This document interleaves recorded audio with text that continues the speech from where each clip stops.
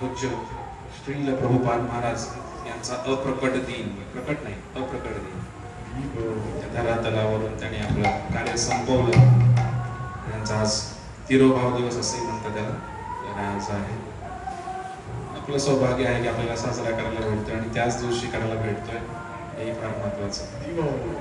आज आपण प्रभुपादांचं काही गुणगान करूया. असं वेळही कमीच आहे आज, कारण आरती आणि बऱ्याच गोष्टी निघताना पण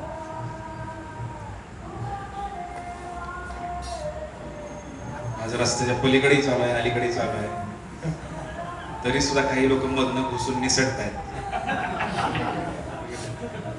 चालत कामात बिझी आहेत, पलीकडे चालू आहे, अलीकडे चालू आहे, तरी मधनं कामात अडकलेले लोक निघायचा प्रयत्न करतायत. कुठे जाणार पलीकडं, मग इकडं काय आहे पलीकडे?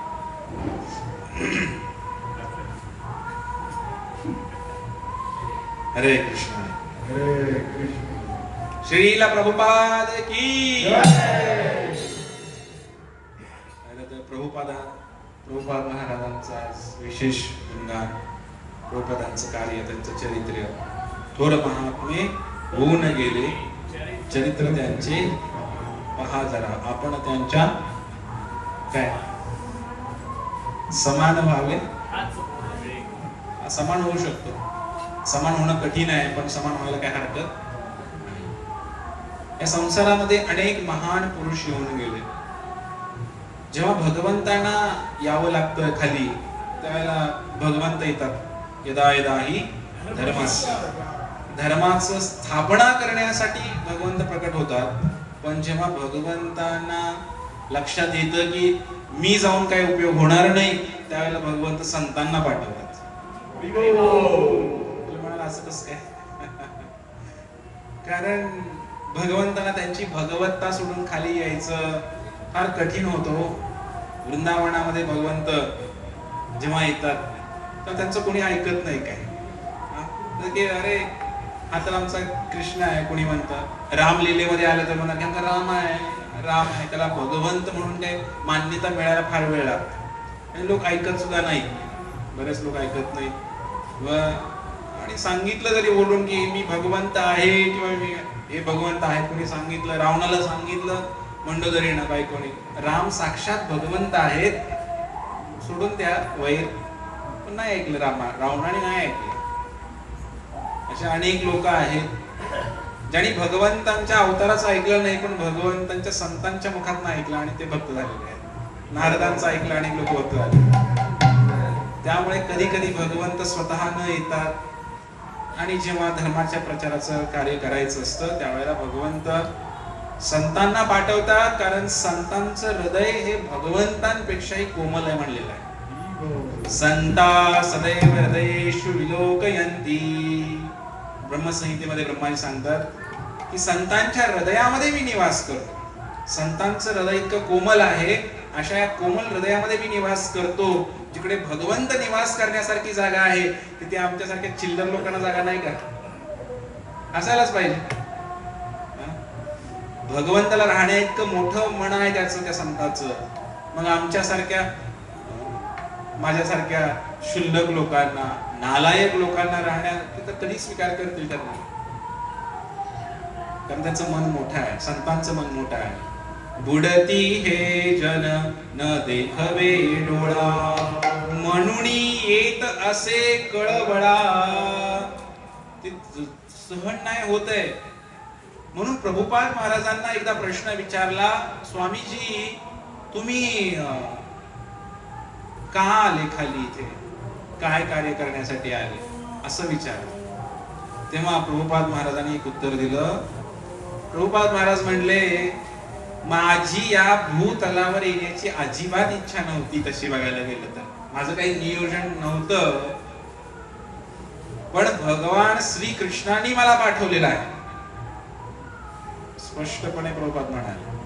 एका भक्ताने विचारलं, तुम्ही कशासाठी अवतार घेतला? अवतारच एक प्रकारचा. तुम्ही खाली कसे काय आले, या जगामध्ये कसे काय आले? ते म्हणले, मला भगवंतानी पाठवले. मला काही असं काही यायची आणि इथं येऊन या संसारामध्ये राहण्याची इच्छा नाहीये. कुणाला आवडेल संसारात राहायला? आपण सोडलं तर कुणालाही आवडत नाही. इथे राहण्याची इच्छा कोणाचीच नाहीये. चांगल्या लोकांना इथे राहायला नकोच वाटत. पहिली गोष्ट, जो व्यक्ती स्वर्गात जाऊन स्वर्गाचा आनंद घेऊन आलाय तो पृथ्वीवरती कशाला येईल बरं? येईल का? जो ज्याला हायर टेस्ट भेटलेली आहे, उच्च रस भेटलेला आहे, तो व्यक्ती खाली येऊन कशाला कमी प्रतीचे रस पेईल? बरोबर आहे की नाही? ज्याला लिहायला आता कुठला पेन आहे, एखादा भारीतलं नाव सांगा. मार्कर आणि पार्कर, काय पार्कर तर पेन आहे आणि त्याची चव जर घेतलेली असेल तर 2 रुपयाचा पेन घेतला तर कसं काय वाटेल त्याला? नको वाटेल ना. अगदी याचप्रमाणे एखाद्याने जर मोठ्या उच्च रसास्वादन केलेलं असेल तर त्याला मग खाली परत नको वाटतं या गोष्टी घ्यायला. प्रभुपाद महाराजांनाही काही घेण्याची इच्छा नव्हती, पण प्रभुपादांनी स्पष्ट सांगितलं की मला भगवान श्रीकृष्णाने पाठवलेलं आहे, खाली पाठवलेलं आहे. कशासाठी? या जीवांचा उद्धार करण्यासाठी पाठवलेला आहे. संपला की विषय. आणि म्हणून प्रभुपाद महाराज खाली आले आणि प्रभुपाद महाराजांनी एक चमत्कार केला. असा चमत्कार केला की या जगाच्या पाठीवर इतिहासामध्ये असा कोणी चमत्कार केला नाही.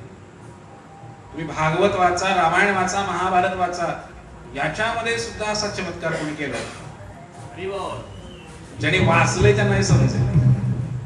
रामायण ज्यांनी वाचले, महाभारत ज्यांनी वाचले त्यांना लक्षात येईल की प्रभुपाद महाराजांनी जो चमत्कार केला तो चमत्कार कोणीच करू शकले नाही. अंगारा भंडारा तर कोणी काढू शकत, बरोबर आहे की नाही? प्रभुपाद महाराजांनी चुटकी सरशी भक्त बनवले. असे जे लोक ज्यांना खायचं ज्ञान नाही, राहायचं ज्ञान नाही, अशा विदेशी लोकांना त्यांनी 4 नियमाचं पालन करायला लावलं. प्रभुपाद महाराज आणि एक शुद्ध भक्त किंवा संत कसा असतो आजच्या घडीला जर बघायचं असेल तर प्रभुपाद महाराजांचे एक ज्वलंत उदाहरण सर्वांच्या पुढे आहे. संत कोणाला म्हणावं, एक साधू कसा असतो जर ओळखायचा असेल तर तुम्ही प्रभुपाद महाराजांचं चरित्र वाचा. प्रभुपादांचं चरित्र आहे, त्यांनी कसं काय कार्य केलं याच्यावर लक्षात येतं कुणाला संत म्हणावं, कुणाला साधू म्हणावं. प्रभुपाद महाराजांनी असा चमत्कार केला की मी तरी आतापर्यंत हा चमत्कार असा बघितलाच नाही कुठे. हा एवढा मोठा चमत्कार की तो चमत्कार आम्हाला समजायला सुद्धा कठीण आहे. एवढा मोठा चमत्कार आहे. आमच्या छोट्याशा बुद्धीने आम्ही तो चमत्कार पण समजू शकत नाही. म्हणून यासाठी थोडा अभ्यास करावा लागेल प्रभुपादांच्या चरित्राचा. कोण आहे ते प्रभुपाद? प्रभुपाद जेव्हा अमेरिकेमध्ये गेले आणि प्रभुपादांचं एवढं महान कार्य झालं, लोक त्यांना म्हणा स्वामीजी स्वामीजी, स्वामी म्हणायला लागले त्यांना, स्वामी. प्रभुपाद म्हटले, प्रभुपादांनी लगेच लावून घेतलं पुढं प्रभुपाद स्वामी. कारण काय, बऱ्याच जणांमध्ये स्वामी म्हणले गडबड होते, महाराज म्हणले गडबड होते. असाच महाराज आहे ते म्हणले, नाही मी असा तसा स्वामी नाही, मी असा तसा महाराज नाही, मी प्रभुपाद महाराज आहे, मी प्रभुपाद स्वामी आहे. प्रभुपाद म्हणजे यांनी प्रभूच्या, भगवान श्रीकृष्णांच्या, पाद म्हणजे चरण, चरणाचा आश्रय घेतलेला स्वामी आहे. मी काय कुठल्या मायेचा किंवा बाहेरच्या कशाचा आश्रय घेतलेला, कुठल्या राजकारण्याचा आश्रय घेतलेला, कुठल्या स्त्रीचा आश्रय घेतलेला स्वामी नाही. मी प्रभूच्या चरणाचा आश्रय घेतलेला स्वामी आहे. क्लिअर, फारच स्पष्ट होतं प्रभुपाद. आणि मग त्यात दुसराही एक मुद्दा प्रभुपादांनी घातलाच. काही लोक प्रभुपादांना विदेशामध्ये गेल्यानंतर त्यांचं कार्य बघून स्वामी म्हणू लागले, महाराज म्हणू लागले. आणि काही लोक काय करायला लागले, म्हणले हे प्रभूच आहेत साक्षात, he is a God himself, हेच भगवंत आहेत म्हणे. हे प्रभू, हे स्वामी आहेत नाही, महाराज हेच भगवंत आहेत. त्याचंही खंडन केलं प्रभुपादांनी. काय केलं? प्रभू नाही म्हणले मी कोण आहे? प्रभू पाद, ज्यांनी प्रभूच्या चरणाचा आश्रय घेतलाय असा मी व्यक्ती आहे म्हणले, देव नाही म्हणले मी. काही लोक गेले की जगाला ओरडून ओरडून सांगतात की आपणच देव आहोत, असे सांगणारा एक समुदाय. आणि असे एक महाराज होऊन गेले, ते लोक ओरडून ओरडून सांगायला लागले, नमः ओम विष्णुपादाय कृष्णप्रेष्ठाय भूतले श्रीमते भक्तिवेदांत स्वामिन् इति नामिने नमः. ओम विष्णुपादाय. त्या विष्णूच्या चरणाचा आश्रय घेतलेला मी, कृष्णप्रेष्ठाय भगवान श्रीकृष्णांची इच्छा पूर्ण करण्यासाठी आलेला मी, भूतले या भूतलावरती, श्रीमते काय माझं नाव, भक्ती वेदांत स्वामी श्रील प्रभुपाद की प्रभुपादांनी मंत्रच लिहिला. कारण त्यांना लोक म्हणतात देव आला देव आला. विदेशामध्ये आहे थोडाफार चमत्कार केला की लोक त्याला लगेच देव म्हणतात. मलाही देव म्हणतात लोक, देव म्हणतात. तुम्ही नाही म्हणत, काही लोक म्हणतात. तुम्हाला माहित झालं तर मी देव नाही. काही लोक म्हणतात एवढं काय सोपं नाही बरं काय नव्वद मध्ये प्रचार करायचं. बरोबर तुम्ही अवतार आहे म्हणले. एक जण मला म्हणलं श्रीकृष्णाचा अवतार आहे म्हणले तुम्ही. म्हणलं प्रवचनाला या सगळं कळतंय. तर असा एक चमत्कार केला. खरं खरं सांगून खरा चमत्कार केला प्रभुपादांनी. प्रभुपाद चमत्कार केला प्रभुपादांनी. हा चमत्कार कुणालाही शक्य नव्हता. एकदा एक जादूगार आला आणि वृंदावनच्या मंदिरामध्ये त्या जादूगारांनी प्रभुपादांना, एक प्रभुपादांचे शिष्य होते अमेरिकन शिष्य, त्यांना फार जादू आवडली. ते म्हणले प्रभुपाद प्रभुपाद एक जादूगार आलेला आहे म्हणले आणि जगप्रसिद्ध जादूगार आहे म्हणतो. त्यांनी म्हणले ठीक आहे बोलवा त्याला. म्हणले त्याला आतमध्ये मंदिरामध्ये प्रभुपादांच्या पुढे बसला आणि मग त्यांनी काय काय जादू करून नाही बोलले. असं काय केलं, रुमाल केला, कबूतर काढलं, बरंच काय काय केलं त्यांनी. असं टोपी ठेवली, टोपीमध्ये काहीतरी काढलं, टमाटे बटाटे, त्या डोक्यात काय असेल ते बाहेर आलं आणि मग ते सगळं प्रभुपादांना आणि सगळे विदेशी लोक टाळी वाजवायचं. प्रभुपाद महाराजांनी सगळी कला बघितली आणि प्रभुपाद महाराज म्हणाले तुझ्यापेक्षा मोठा जादूगार मी आहे म्हणले. सगळे विदेशी लोक बघायला आले. म्हणले महाराज तुम्ही काय जादू केली, आम्हाला तर दाखवलं नाही तुम्ही जादू काय. प्रभुपाद म्हणले केवढी मोठी जादू मी केली पाहिजे तुम्हाला. हे पहा म्हणे हे अमेरिकन, हे युरोपियन, हे जापनीज, हे फ्रान्स वाले, कुठल्या कुठल्या देशात आलेले, हे काळे आफ्रिकन निग्रो, हे गोऱ्या चांबडीचे रशियन, यांना भक्त बनवला. काय कमी चमत्कार आहे का. जे कार्य इतिहासामध्ये कोणी केलं नाही ते मी करून दाखवलं तरी तुम्ही त्याला चमत्कार म्हणत नाही. फार कठीण आहे या लोकांना भक्त बनवायचं. म्हणजे आपल्या छोट्याशा गावामध्ये जिथे राम कृष्ण हरी लहानपणापासून माहिती आहे तिथे एखाद्याला भक्त बनवायचं म्हणलं तर किती कठीण आहे. विदेशात जाऊन भक्त बनवणं एखाद्याला फार अवघड गोष्ट आहे. आणि दुसरा चमत्कार प्रभुपाद म्हटले अरे हा तुझा चमत्कार काहीच नाही म्हणले. मी असाच चमत्कार करतो. मी काय असं इकडून एक रुमाल काढून एक गोष्ट गायब करतो दुसरी काढतो असं नाही. मी म्हणे लोकांचे जन्म मृत्यू जरा व्याधी म्हातारपण आजारपण सगळं गायब करतो म्हणे.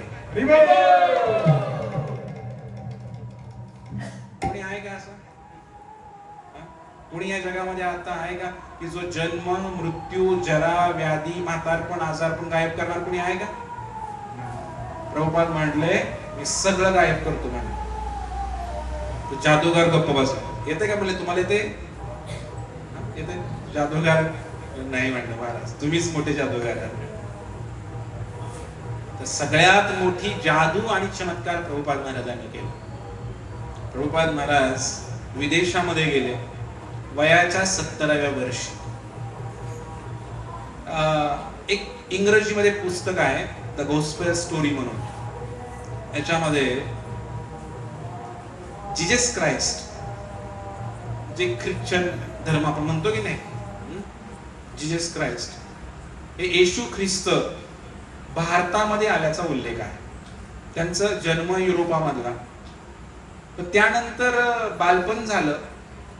तारुण्याचं काही वर्णन कुठं आलेलं नाही त्या येशू ख्रिस्तांचं. जवळजवळ 24 वर्ष येशू ख्रिस्त गायब आहेत इतिहासामधून. त्याचा कुठेच उल्लेख नाहीये. तारुण्याचा उल्लेखच नाही कुठे.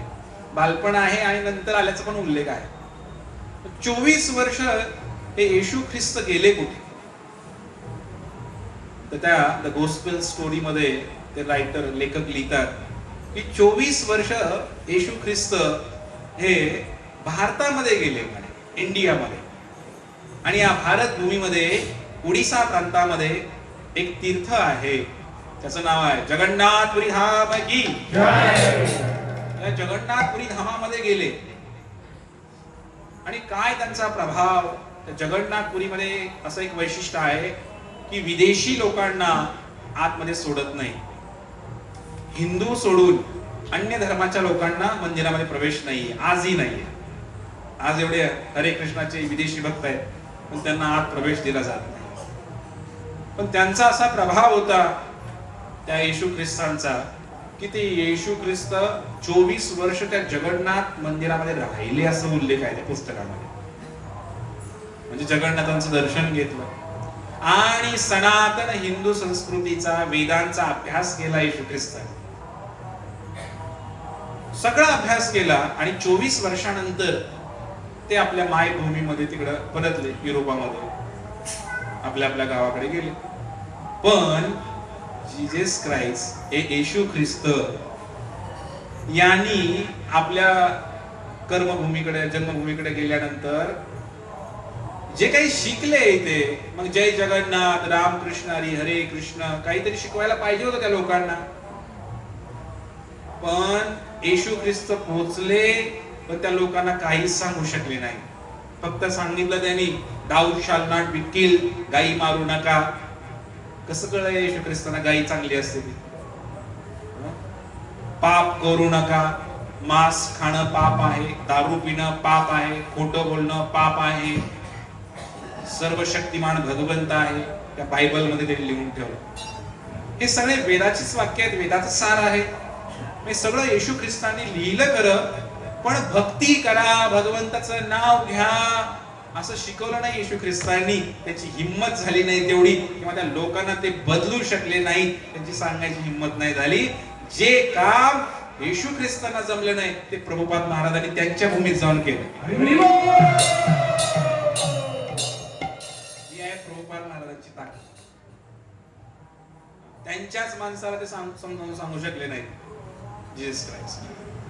पण प्रभुपाद महाराजांनी गेल्यानंतर ते पाप करू नका हे वगैरे तर सांगितलंच, पण सर्वात महत्वाचं प्रभुपादांनी शिकवली ती भक्ती शिकवली. भक्ती, हरे कृष्ण म्हणा, भगवंताचं नाव घ्या, आणि त्याचबरोबर मग नशापान करू नका, व्यभिचार करू नका, मांसाहार करू नका, जुगार करू नका. या गोष्टी प्रभुपादांनी शिकवल्या.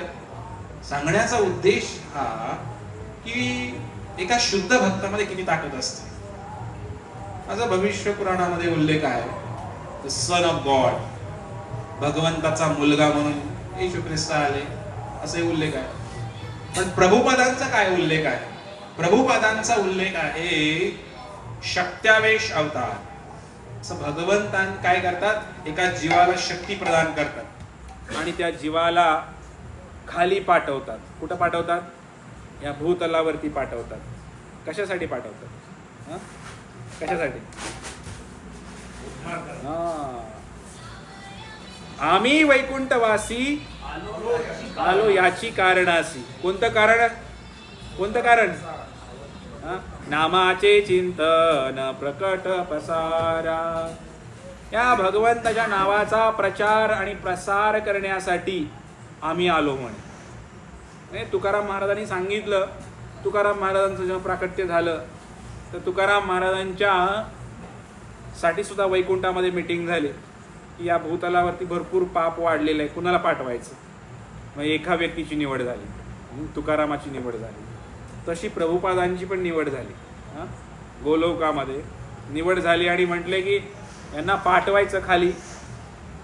म्हणून प्रभुपाद जेव्हा खाली आले तर प्रभुपादांनी विशेष हे जे कार्य होतं, म्हणून मी सांगितलं की इतिहासामध्ये या प्रभुपाद महाराजांची तुलना करणं चुकीचं ठरेल कोणाशी तरी, कारण असं अतुलनीय कार्य केलेलं आहे. आणि परमपूज्य लोकनाथ स्वामी महाराज भागवत कथा चालू होती पुण्यामध्ये, आणि महाराज सांगत होते की जेव्हा व्यासदेव पुन्हा भागवत लिहितील पुढच्या कल्पामध्ये, ते असंतुष्ट होते ना व्यासदेव, आणि असंतुष्ट होते आणि त्यामुळे व्यासदेवांना नारद आले. ते म्हटले की काय झालं, तुम्ही एवढे दुःखी दिसताय, प्रसन्नता नाही आहे. ते म्हणले तुम्ही भगवान श्रीकृष्णांच्या लीलांचं वर्णन अजून केलं नाही, त्यामुळे तुम्हाला दुःख झालेलं आहे. आणि मग भागवत लिहावं लागलं, भगवान श्रीकृष्णांचा वर्णन त्यामध्ये करावं लागलं, आणि तेव्हा व्यासदेव संतुष्ट झाले होते. तसं पुढच्या कल्पामध्ये जेव्हा व्यासदेव पुन्हा असंतुष्ट होतील आणि नारद मुनी येतील आणि नारद मुनी विचारतील हे काय झालं, तुम्ही काय असंतुष्ट आहात, तर नारद मुनी सांगतील त्यांना, काय सांगतील, अहो तुम्ही प्रभुपाद महाराजांचं वर्णन करायचं राहिलेलं आहे. त्यामुळे आणि कदाचित मग तो आता किती स्कंद आहेत भागवताचे, किती स्कंद आहेत भागवताचे माहिती नाही का आपल्याला? 12 स्कंद आहेत का 18? हा, मग हे 12 स्कंद जे आहेत भागवताचे, हे भागवताचे 12 स्कंद याचं वर्णन केल्यानंतर सुद्धा व्यासदेव कदाचित असंतुष्ट होतील. आणि मग त्यांना श्रील प्रभुपाद की, श्रील प्रभुपाद लीलामृतम की, त्यांना ते गुणगान लिहावं लागेल म्हणे प्रभुपादांचं. कारण असं कधी घडलंच नाही इतिहासामध्ये. 7 समुद्र पार करून एखादा संन्यासी गेल्याचं वर्णन कुठेच नाही. संन्यासाला जायला नाही सांगितलं, संन्यासासाठी चप्पल वर्ज्य आहे, शिवलेले कपडे वर्ज्य आहेत, आणि संन्यासाने 7 समुद्र पार करून नाही जायला पाहिजे असं वर्णन आहे. मी प्रभुपाद महाराजांना एवढं कळवळा आला की त्यांनी ते सगळं मोडीत काढलं आणि गेले, ते विदेशामध्ये गेले, त्या लोकांचा उद्धार करण्यासाठी गेले. एक कार्य आहे की जो स्वतःसाठी जगतो तो काय जगला तो मेला, पण जो दुसऱ्यासाठी काय म्हणायचं जगला तो खरा, किंवा दुसऱ्यासाठी मेला तो खरा जगला असंही म्हणू शकताय. आणि प्रभुपादांचं पूर्ण आयुष्यच हे दुसऱ्याच्या कल्याणासाठी होतं.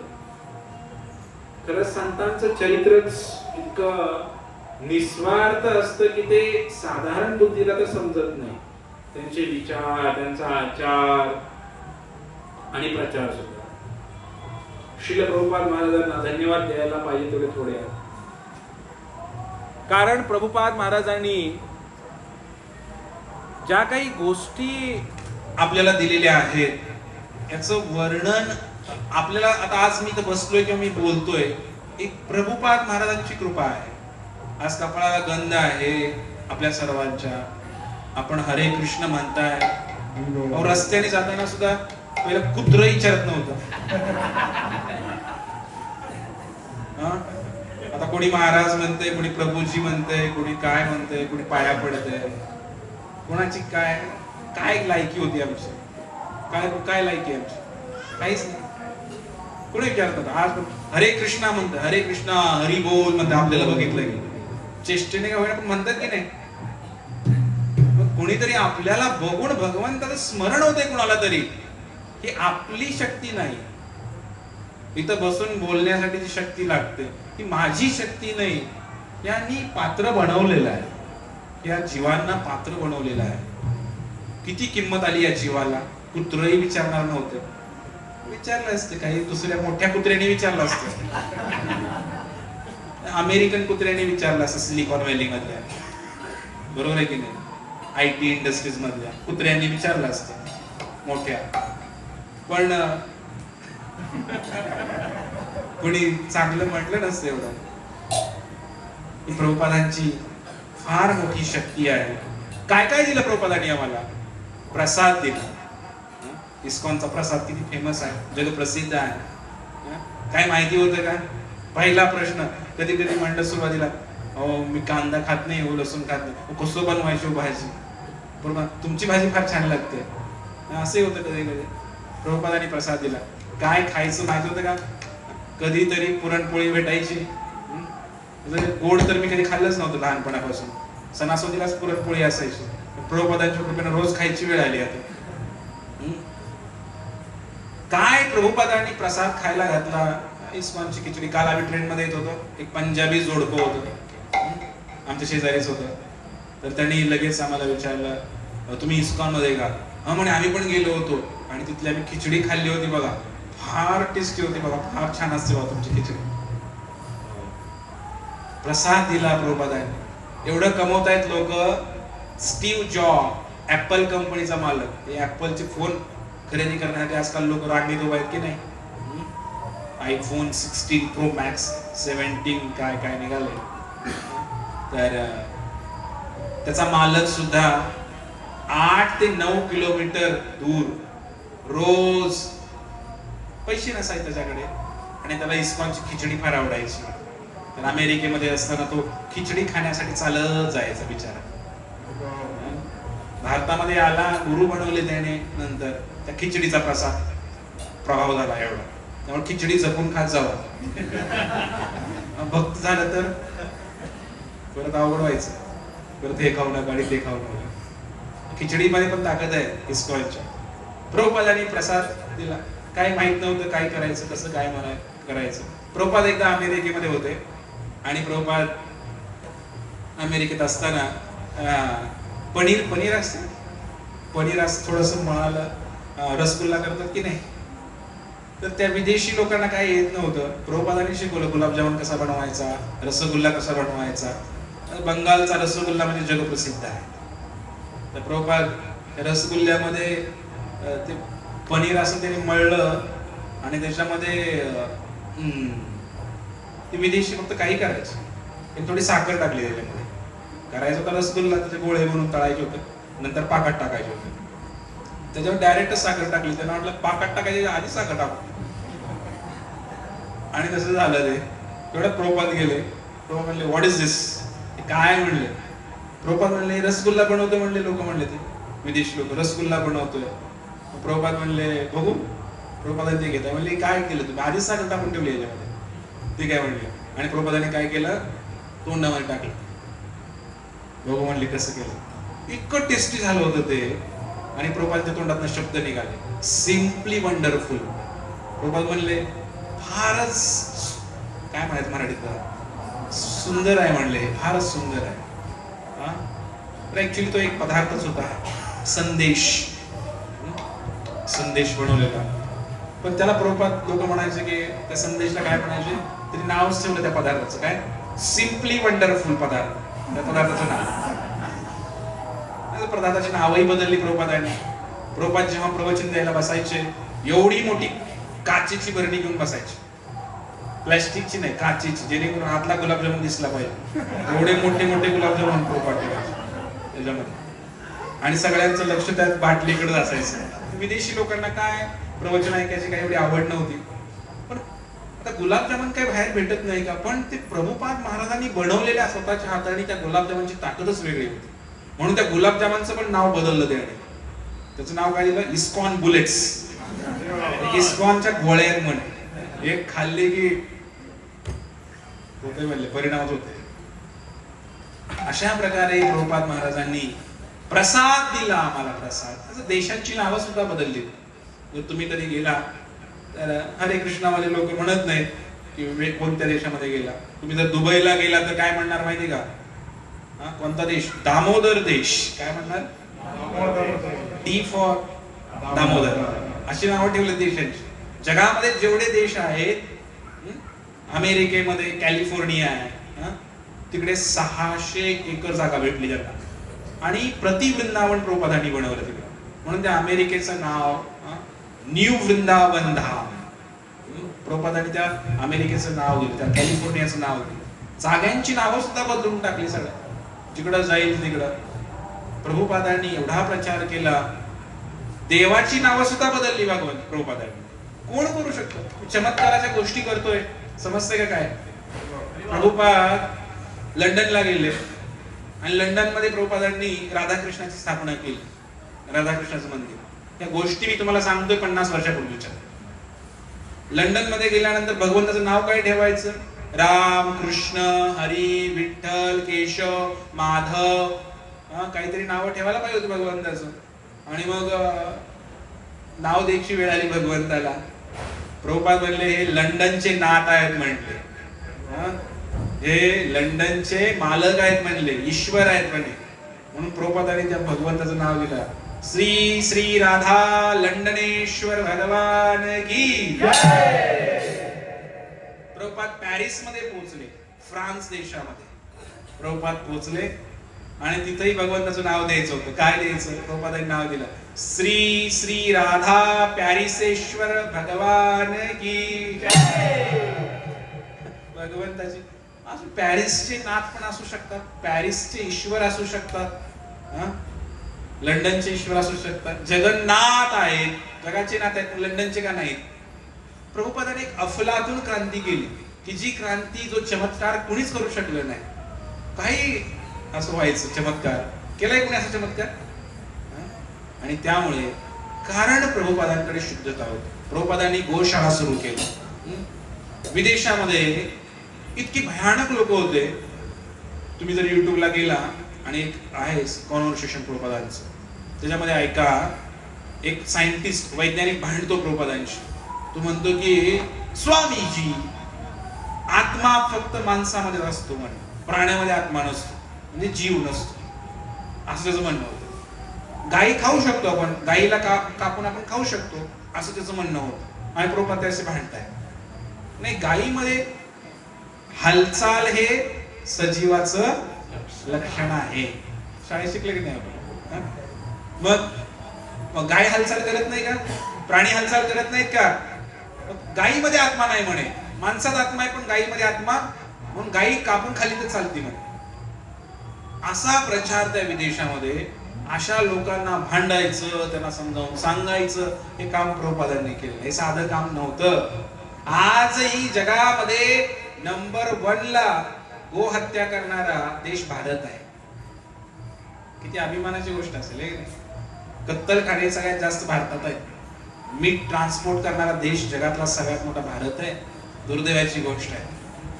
आणि ते प्रभुपाद महाराज विदेशामध्ये जाऊन गोशाळा खोलल्या, त्यांनी फार मोठ्या मोठ्या गोशाळा खोलल्या. अशा प्रकारे गायींची सेवा करायला शिकवलं. प्रभुपादांनी आम्हाला काय दिलं? यात्रा दिल्या. यात्रा, किती सुंदर सुंदर यात्रा. लोक कधी इतर घरातनं बाहेर पडायचं माहित नाही, पण प्रभुपादांनी पूर्ण भारतामध्ये विविध ठिकाणी इस्कॉनची केंद्र खोलली आणि यात्रा पण दिल्या. प्रभुपादांनी प्रसाद दिला, एक आयडेंटिटी दिली आम्हाला. कुठेही गेला तर लोक हे आले बघा, हरे कृष्णवाले आले, इस्कॉन वाले आले. म्हणजेच काय, प्रभुपादांची ओळख आहे ना, त्यांच्यामुळे गेलं. तू नुसता गंध जरी लावत काय म्हणतात, हरे कृष्णवाले आले म्हणतात की नाही लोक? एवढं मोठं कार्य केलं प्रभुपादांनी. आणि एकदा एका भक्तांनी विचारलं सुद्धा प्रभुपादांना त्याचं कार्य पाहून, प्रभुपाद तुम्ही कोण आहात? तुम्ही कोण आहात? कशासाठी आलाय? कोण आहात? प्रभुपाद म्हणले, मी आध्यात्मिक जगातनं आलो, एवढंच लक्षात ठेव म्हटले. कोण आहे मी सांगणार नाही, कारण तू सांगितलं तर तुझा विश्वास बसणार नाही. आता मी उगाच तुम्हाला काहीतरी सांगितलं, तुमचा विश्वास बसेल का? नाही. सरळ आहे. ते म्हणले, प्रभुपाद म्हणले की माझा तुमचा विश्वास बसणार नाही मी कोण आहे सांगितलं तर. पण प्रभुपादांनी काही सांगितलं नाही. पण प्रभुपादांकडून एक शिकायला पाहिजे. 1996 साली प्रभुपादांचा जन्म झालेला आहे कलकत्त्यामध्ये. किती साली? लक्ष आहे तुमचं. 1996 मध्ये आपल्या बी कुणाचं झालं असेल. 1896 साली कलकत्त्यामध्ये एका ब्राह्मण कुटुंबामध्ये प्रभुपादांचा जन्म झाला. जन्मापासूनच त्याची लक्षणच अशी होती की हे काहीतरी विशेष कार्य करणार. असं भाकीत केलं ते भविष्यवाल्याने की हे जे प्रभुपाद महाराज आहेत, हे जे मुलगा आहे हा 7 समुद्र पार करून जाईल, असं त्यातली वर्णन होतं. कशासाठी जाईल? काही लोकांना वाटलं असेल की हा कुठं जाईल? अमेरिकेमध्ये जाईल बॅरिस्टर होण्यासाठी. पूर्वी काय व्हायचं? बॅरिस्टर होण्यासाठी इंग्लंडला जायचं. म्हणजे लोकांना वाटलं की 7 समुद्र पार करून जाईल म्हणजे हा बॅरिस्टर होणार होता, इंग्लंडला जाणार, असं वाटलं. आणि 1900, आता हा क्रम लक्षात ठेवा बरं का. 1896 चा जन्म. मी प्रश्न विचारतोय तुम्हाला. 1922 साली प्रभुपाद महाराज भेटले. किती वर्ष झाले? 26व्या वर्षी तरुणावस्थेमध्ये, लग्न झालं नव्हतं अजून, प्रभुपाद महाराज त्यांच्या गुरूंना भेटले कलकत्त्यामध्येच. आणि त्यांनी सांगितलं, तुम्ही शिकलेले दिसता, हुशार दिसता, का म्हणून तुम्ही या कृष्ण भावनेचा, या गीता भागवताचा, भगवंताच्या नावाचा प्रचार विदेशामध्ये जाऊन करत नाही? या महाराजाला पहिल्यांदाच बघितलंय मी, ओळख नाही पाळक, आणि मला डायरेक्ट म्हणते की विदेशामध्ये जावा प्रचार करायला आपल्या धर्माचा. पण त्यांनी ते लक्षात ठेवलं 1922 साली दिलेला आदेश, आणि प्रभुपाद अमेरिकेला गेले 1965 साली. किती वर्ष झाले मोजा, पटकन मोजा. किती? नाही 22 ते 65 किती वर्ष झाले म्हणतो?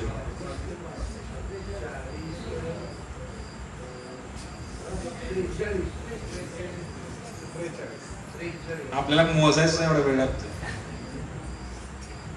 प्रभुपाद महाराज 1922 ला त्यांनी सांगितलं होतं गुरूंनी की तू विदेशामध्ये जा, परदेशामध्ये जा. एवढं मनन केलं प्रभुपादांनी. 1965 ला प्रभुपाद अमेरिकेला गेले, आणि अमेरिकेमध्ये प्रभुपाद महाराजांनी जाण्यापूर्वी म्हणजे 43 वर्ष ना, किती 43 वर्ष प्रभुपादांनी केवळ तयारी केली, चिंतन केलं. आजकाल तर लोक फॅशन म्हणून गुरु बनवतात, आहे की नाही? दीक्षा घ्यायची, आम्हाला गुरु आहेत, आमचे गुरु हे अमके अमके आहेत, हे जगत गुरु आहेत, हे काशी नरेश आहेत, हे आहेत ते आहेत, काय जे काय असेल 1008 अष्टोत्तर बरंच काय असतं. पण गुरु काय असतो, गुरुच्या आदेशाचं पालन कसं करावं, अध्यात्म काय असतं, हे सगळं प्रभुपादांच्या जीवनातून शिकायला मिळतं. म्हणून मी सुरुवात अशी केली की तुम्ही पहिले चरित्र वाचा, सर्वांनी वाचा. तुम्ही भगवद्गीता नाही वाचली तर एक वेळ चालेल, पण प्रभुपादांचं चरित्र वाचा, तुम्हाला भगवद्गीता पण समजेल नंतर. इतकं सुंदर चरित्र आहे प्रभुपादांचं. आपल्याकडे ग्रंथ पण आहे प्रभुपादांचं, लीलामृत म्हणून. घरी घेऊन जा, कोणाकोणाकडे हात वरती करा. प्रभुपाद लीलामृत नावाचा ग्रंथ कोणाकोणाकडे घरी आहे, हात वरती करा. नाही, एकाच व्यक्तीकडे आहे, दुर्दैव आहे आपलं म्हणून. हे माताजींकडे आहे की सगळ्यांच्या घरी? पण तुम्हाला माहित नाही की तेच ग्रंथ आहे म्हणून. दिला असं सांधाडे फेकून असं कुठेतरी. प्रभुपाद लीलामृत नावाचा ग्रंथ आहे. हा ग्रंथ जरूर घ्या आणि हा वाचा. लक्षात येईल की मनुष्य जीवन कशासाठी आहे, या महाराजांनी काय तपस्या केली. 43 वर्ष भारतामध्ये प्रयाग फार्मसी नावाची कंपनी होती अलाहाबाद मध्ये, सध्याचे प्रयागराज आहे. त्यामध्ये मोठ्या पदावर मॅनेजरच्या पोस्टवर प्रभुपाद कामाला होते. तेव्हा ते भारतातील सगळ्यात मोठी कंपनी होती, फार्मसी कंपनी. आणि या कंपनीमध्ये प्रभुपाद काम करत होते. दुर्दैवाने सुदैवाने म्हणा, कंपनी जळाली, सगळं जळालं आणि बऱ्याच काही गोष्टी झाल्या. प्रभुपादांना वैराग्य आलं आणि प्रभुपादांनी एवढे 40 वर्ष चिंतन केलं, माझ्या गुरूंनी काय सांगितलंय. आणि अर्थातच मग 1955 ची गोष्ट आहे, प्रभुपादांनी घर सोडलं. का सोडलं? बायको साथ देत नव्हती. घरामध्ये सगळ्यात मोठी शक्ती आहे जी आपल्याला खेचते. असं म्हणतात की एका यशस्वी पुरुषामागे एका स्त्रीचा हात असतो. बरोबर आहे का? तुम्ही गप्प काय? डाऊट आहे तुम्हाला? प्रत्येक यशस्वी पुरुषाच्या मागे एका स्त्रीचा हात असतो. तसं एक प्रत्येक अयशस्वी पुरुषाच्या मागे सुद्धा स्त्रीचाच हात असतो असं म्हणायचं. प्रभुपादांच्या यशामागे सुद्धा त्यांच्या बायकोचा हात आहे.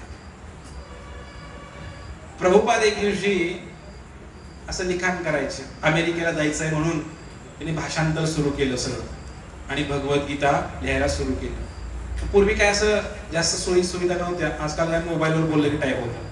प्रभुपादांनी काय केलं, लिहून ठेवायचे आणि लिहिता लिहिता काय झालं, ते पानं जी होती ना लिहिलेली, शाही लिहिलेली पानं, भाषांतर, त्यांच्या बायकोने काय केलं, रद्दीवाला आला, रद्दीवाल्याला देऊन टाकलं.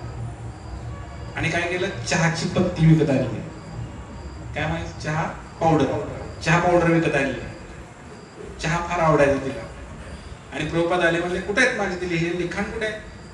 ते म्हणले विकलं. म्हणले काय उपयोग आहे त्याचा? म्हणले दिवस रात्र नुसतं लिहित बसताय. म्हणले काय संसाराच काय, पोटा पाण्याचं काय कमवायचं बघा, 4 लेकरं आहे ती, असं म्हणली बायको. प्रभुपाद इतके रागाला गेले, रात्रीचा दिवस करून मी ते लिहिलं होतं आणि तू याला देऊन टाकलं. प्रभुपाद म्हणले, यू वॉन्ट टी ऑर मी? तुला चहा पाहिजे का मी पाहिजे? तिने चेष्टेवारी उत्तर दिलं, म्हणजे मला चहाच पाहिजे. प्रभुपादांनी म्हणले ठीक आहे, तू चहाच पी हरे कृष्ण आणि आपलं वृंदावन. चलो रे मन श्री वृंदावन धाम रटेंगे मिलेंगे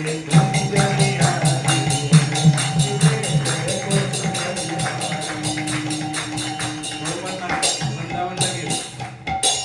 घर सोडलं प्रभुपादांनी 1955 ला घर सोडलं. ऐकताय का गुरुजी?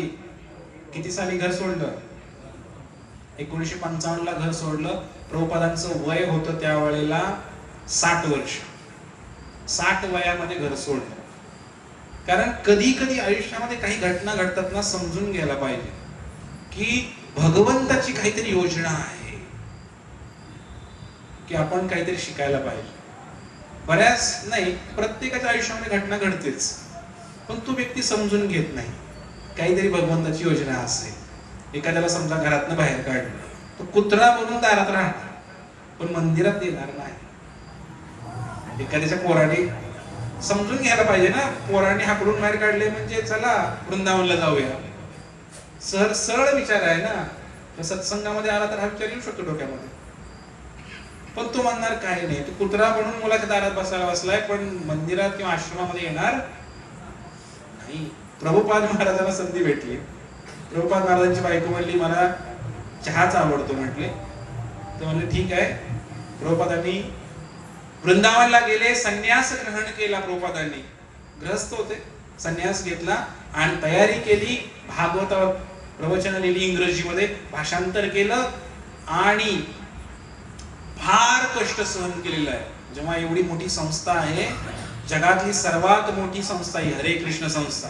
एवढ्या मोठ्या संस्थेचं आज एवढा मोठा विस्तार होतोय आणि एवढं मोठं कार्य होतंय. अनेक संस्था आल्या, संस्थापक आले, महाराज गेले, पत्ताही नाही. पण प्रभुपाद आले, प्रभुपादांनी कार्य केलं, करून दाखवलं आणि ते वाढत आहे. सध्या स्थितीला सुद्धा जगात सर्वात मोठं कार्य होत आहे. जवळपास 200 देशामध्ये ही संस्था कार्य करते आणि या संस्थेची जगामध्ये 950 मोठी मोठी मंदिरं आहेत आणि असे हरे कृष्ण महूत सारखे असे जवळजवळ 5000पेक्षा जास्त केंद्र आहेत. हजारो गोशाळा आहे, शेकडो गुरुकुल आहे. किती मोठं वैभव आहे, किती मोठी संस्था आहे. वाढतच आहे, वाढतच आहे. दररोज हजारो लोक इस्कॉनमध्ये दीक्षा घेत आहेत. आज पंढरपुरामध्ये 50-100 अशा जगात किती ठिकाणी चालू आहे. अनेक लोक यामध्ये येत आहेत. म्हणजे एवढं मोठं कार्य कसं काय केलं प्रभुपादांनी? तर हे जे प्रभुपाद महाराज होते त्यांचा उद्देश क्लिअर होता. 55 ला घर सोडलं, परत माघारी नाही बघितलं घराकडे. बायकोची आठवण नाही आली त्यांना राहून राहून. 55 ला घर सोडलं. 65 ला प्रभुपाद अमेरिकेमध्ये गेले. वयाच्या 70व्या वर्षी प्रभुपाद अमेरिकेत पोहोचले. किती? ज्यांचं वय 70 आहे किंवा 70च्या जवळपास आहे त्यांनी थोडा विचार करायला हवा. 70व्या वर्षी जायला विमानाचं काय तिकीट परवडतंय का मला सांगा? त्या काळामध्ये तर विमान शक्यही नव्हतं जाणं. प्रभुपाद मुंबईमध्ये एक सिंधी कंपनी होती, त्याचं जहाज होतं माल वाहून न्यायचं अमेरिकेला. माणसाचं नाही, माल वाहून न्यायचं जहाज होतं. त्या जलदूत बोटीमध्ये प्रभुपाद महाराज बसले. तिच्या हातापाया पडून त्या बाईच्या तिकीट घेतलं त्याचं. ते म्हणले अहो महाराज तुमचं वय 70 आहे, तुमची परत शरीर बघा. म्हणले हे जहाज चांगलं नाही, 1 महिना लागणार अमेरिकेला जायला इथनं जहाजाने आणि तुम्हाला समुद्रातच थांबावं लागणार. समुद्रातलं वातावरण शरीराला सूट होणार का तुमच्या? प्रभुपाद म्हणले मला माझ्या गुरूंचं स्वप्न पूर्ण करायचं आहे, मला गेलंच पाहिजे, भले मी समुद्रामध्ये मेलो तरी चालेल. वयाच्या 70व्या वर्षी कलकत्त्याच्या बंदरामधून प्रभुपाद बसले त्या जहाजामध्ये आणि अमेरिकेला गेले. जाताना प्रभुपादांना 2 हार्ट अटॅक आले जहाजामध्ये. तिथे कुठलं हॉस्पिटल नाही, काय नाही, काय नाही. आणि प्रभुपादांना अटॅक आले आणि त्यामध्येच दुसरा जेव्हा अटॅक आला प्रभुपादांना जहाजामध्ये, हार्ट अटॅक आला, त्यावेळेला प्रभुपाद महाराज विचार करत होते की काय माझं स्वप्न पूर्ण होणार का? कारण मी आता निघालोय तरी गुरुचं हे मिशन घेऊन अमेरिकेला, पण काय माझं स्वप्न पूर्ण होणार काय? मी पोहोचणार तर की नाही त्या अमेरिकेच्या भूमीवर? कमीत कमी तिथं जाऊन मेलं तरी काय होईल? काहीतरी भेटेल फळ, पोहोचला तरी. कमीत कमी असं वाटत होतं. त्याच रात्री प्रभुपादांना स्वप्न पडलं, भिवू नकोस अभय. आणि भगवान श्रीकृष्ण काय करत आहेत, त्या नावेचा ताबा घेतलेला आहे, ते नाव चालवत आहेत भगवंत. असं स्वप्न त्यांना आलं. म्हणले तुला फक्त काय करायचं आहे, बसायचं या गाडीमध्ये आणि यायचं आहे. बाकी सगळं मी तयार केलेलं आहे, प्लॅटफॉर्म तयार केलाय अमेरिकेमध्ये, युरोपमध्ये, जपानमध्ये, सगळीकडे सगळे भक्त तयार आहेत. तुम्हाला फक्त जायचं आहे तिथे आणि कीर्तन करायचं आहे. हरे कृष्ण हरे कृष्ण कृष्ण हरे हरे.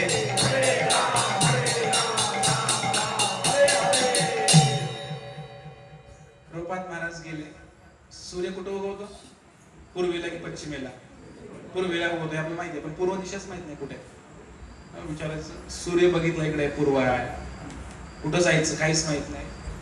एक व्यक्ती होता भारतातलाच, अमेरिकेमध्ये सेटल झाला होता, न्यूयॉर्क मध्ये, शिकागो मध्ये. आणि त्यांनी गोपाळ अग्रवाल त्याचं नाव होतं. त्यांनी विदेशी बाई बरोबर लग्न केलं होतं, सॅली अग्रवाल. एक कथा आहे, ते सुंदर तुम्ही वाचा, प्रभुपादांचे चरित्र. आणि तिच्या घरामध्ये राहिले प्रभुपाद. त्या घरामध्ये अशी अवस्था होती की प्रभुपाद जातीवंत ब्राह्मण, त्यात आता वैष्णव झाले. आणि त्या फ्रीज मध्ये वरती मांस ठेवलेलं असायचं, खेकडे, मासे आणि काय चिकन, बरंच काय ठेवलेलं असायचं त्या फ्रीज मध्ये. त्याच खालच्या फ्रीज मध्ये खालच्या कप्प्यात प्रभुपादांना टमाटे बटाटे ठेवावं लागायचे. असे दिवस प्रभुपादांनी काढले. एक शुद्ध वैष्णव कसं करू शकतो सर? खरंच चरित्र हे वाचायला हवं. प्रभुपादांनी असे अनेक दिवस काढले. आणि मग न्यूयॉर्कला प्रभुपाद गेले. अमेरिकेची राजधानी न्यूयॉर्क सिटी. प्रभुपाद म्हणायचे, जगामध्ये जर नरक बघायचा असेल तर नरकात जायची गरज नाही, 2 शहर काफी आहे. पहिलं भारतामध्ये मुंबई, दुसरं अमेरिकेमध्ये न्यूयॉर्क. नरकमय जीवन काय असतं बघायला मिळेल तुम्हाला. फार भयानक परिस्थिती आहे. न्यूयॉर्क मध्ये प्रभुपाद पोहोचले. प्रभुपादांना एका झाडाखाली बसले. एका झाडाखाली राहिले. ते फुटपाथवर राहिले असंही वर्णन आहे. बागेमध्ये राहायचे. कधी कधी बागेमध्ये पण राहायला देत नव्हते लोक त्यांना. तर आजही ते झाड आहे, ज्या झाडाखाली प्रभुपाद महाराज बसून कीर्तन केले होते. टॉम्किन्सन स्क्वेअर पार्क, 26 सेकंड एव्हेन्यू, तर रूमचा पत्ता आहे तो. पण त्या झाडाखाली बसून प्रभुपाद कीर्तन केले. आणि काही नाही, राहायची व्यवस्था नाही, काही नाही. आज आम्ही वृंदावनला यात्रेला वगैरे निघालो, किती तयारी करतो. जाताना इथनं पीठ मीठ सुद्धा बरोबर घेऊन जायची वेळ येते. का तर पचत नाही तिकडचं आम्हाला. ही आमची अवस्था आहे. आम्ही आता वृंदावनला गेलो होतो 20 दिवसासाठी. 3-4 पोती भरून असं सामानच दिलं होतं खायपेक्षा. त्या काळीच्या गाडीत बसे ना, मांडीवर घेऊन पायाखाली घेऊन बॅगा, एवढी मोठी गाडी, तरी सुद्धा बसे ना त्या. येताना तीच अवस्था. ही आमची अवस्था. प्रभुपाद महाराज काय घेऊन गेले अमेरिकेला? काहीच नाही. गीता आणि भागवत घेऊन गेले. जे मिळेल तसे दिवस काढले. प्रभुपादांनी काही तक्रार केली नाही. बघा, एक शुद्ध भक्त संत कसा असतोय जाणून घ्या थोडस. टाकीचे घाव सुचल्याशिवाय देव कोणी येत नाही म्हणतात ना, त्यातला प्रकार आहे. हे प्रभुपाद महाराज अमेरिकेत पोहोचले. आणि पोहोचल्यानंतर त्या ठिकाणी एक उदाहरण देतो मी तुम्हाला. प्रभुपादांचे एक शिष्य होते अमेरिकेमध्ये, त्यांचं नाव होतं श्रुतकीर्ती प्रभू. हे श्रुतकीर्ती प्रभू प्रभुपादांसाठी अमेरिकेमध्ये स्वयंपाक करायचे. त्यांचे जे स्वयंपाकी होते त्यांना शिकवलं थोडंफार. ते काय अमेरिकन पदार्थ पण बनवायचे. ठीक आहे, कसं पण. आता पोळी काय त्यांना येणार आहे का आपल्यासारखी? तर ते चपाती भाजी जसं जमत तसं बनवायचे. मग हे जेव्हा एकदा भारतामध्ये आले, कधीच भारतामध्ये आले नव्हते. भारतामध्ये आल्यानंतर मग त्यांनी यमुना देवी दास, यमुना माताची नावाची एक शिष्या होती. तर तिला फार स्वयंपाक चांगला यायचा. आणि प्रभुपाद अमेरिकेमध्ये असताना जेव्हा भोजन करायचे, काय म्हणायचे की American food is very nice. हे अमेरिकेचं जेवण फार उत्तम आहे म्हणायचे प्रभुपाद. आणि जेव्हा तो व्यक्ती, त्याला बरं वाटायचं, प्रभुपादांना आवडते मी केलेलं, खातात प्रभुपाद. पण जेव्हा ते भारतामध्ये आले आणि भारतामध्ये आल्यानंतर त्यांनी बघितलं यमुना देवी वाढायची प्रभुपादांना. आणि प्रभुपाद म्हणले Indian food is very nice. Prabhupada म्हणले की भारतीय जेवण फार सुंदर आहे. त्याला वाटलं की काय, मग तो पण बसला शेजारी जेवायला. त्याने जेव्हा 2 घास खाल्ले, ते भारतीय जेवण खाल्लं, तेव्हा त्याच्या डोळ्यातनं पाणी आलं. काय काय करून घातलंय प्रभुपाद महाराजांना मी. पण प्रभुपाद कधीच तक्रार केले ते अमेरिकेचं काय काय खायला घातलं प्रभुपादांना, पण प्रभुपादांनी कधीच तक्रार केली नाही. त्यांना फार वाईट वाटलं, मला काहीच येत नव्हतं स्वयंपाक, पण प्रभुपादांनी माझ्या हातचं खाल्लं. असे दिवस काढले. आणि वय 70 वर्ष, म्हातार वयामध्ये तर खायला तर व्यवस्थित पाहिजे की नाही मला सांगा तुम्ही. अशा अवस्थेमध्ये प्रभुपादांनी दिवस काढले. इतकी खाईपैकी सुद्धा वांदे, राहायला घर नाही, फुटपाथवर राहायचं. कुणासाठी केलं सगळं हे? आज हे हरे कृष्ण आंदोलन पाहताय, इस्कॉन पाहताय, जगामध्ये इस्कॉनचा भक्त म्हणलं की लोक लगेच किती मान देतात, सन्मान देतात त्याला. नुसतं पात्रता असू नाही तर नसो, गळ्यात माळ, कपाला गंध लावला, धोतर घातला की प्रभूजी म्हणते, त्याला किती रिस्पेक्ट आहे. पण त्याच्यामध्ये किती मोठं कष्ट आहे. प्रभुपाद महाराज जेव्हा अमेरिकेत गेले, लोकांनी मारहाण सुद्धा केली प्रभुपादांना. अनेक लोकांनी त्यांना मारहाण केली, त्यांना हाकलून काढलं. ज्या खोलीमध्ये राहायची प्रभुपाद, रात्री 12ला हाकलून काढलं त्यांना. एक पेटी होती पत्र्याची पेटी, त्या पेटीमध्ये त्यांची पुस्तकं वर, ते घेऊन प्रभुपाद पळाले जीव वाचून. इतकी भयानक संकट आली. सरकारने सुद्धा घोषित केलं अमेरिकेच्या, ही जी इस्कॉन नावाची संस्था आहे, हे एक आपल्या धर्माच्या विरोधात असलेलं एक विदेशी काय म्हणायचं आक्रमक षडयंत्र आहे आणि अतिरेकी आहेत म्हणे.